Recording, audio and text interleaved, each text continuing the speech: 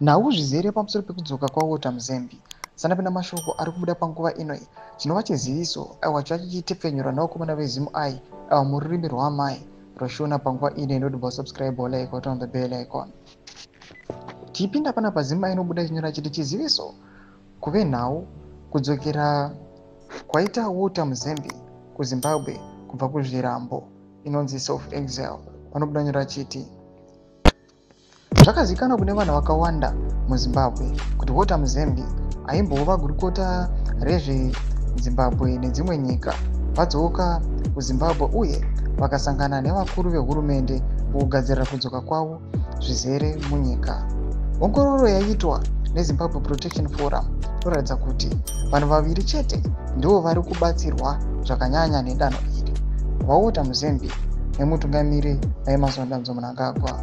Kuna Muzembe kudzoka uku kwapa mukana wekuti ataurirane nevakuru vehurumende achivavarira kudzoka asingasungirwi kana kushungurudzwa paanenge achipinda munyika chero nguva.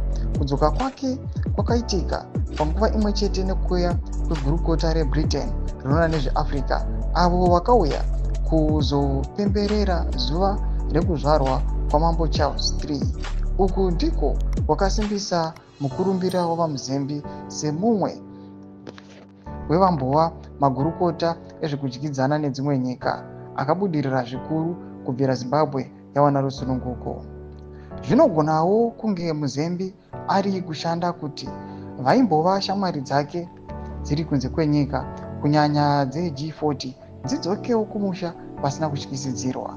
Kuna Mnangagwa danho iri reutongi kugamuchira nhengo dzeG40 dzakambodzingwa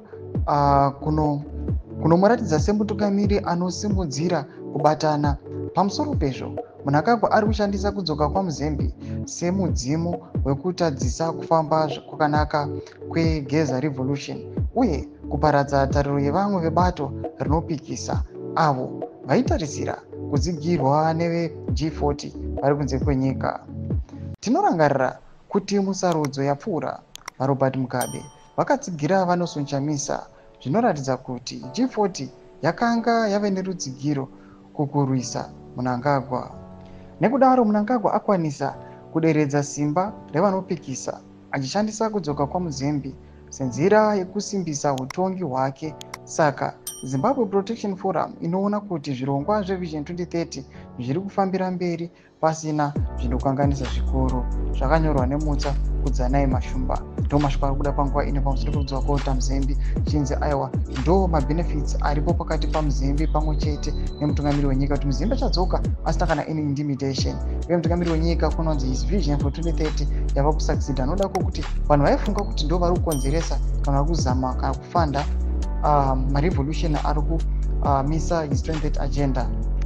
They are now aligning with him. Pinda comment section medu mafunguro enyu mutundi pamusoro pechitwe ichi.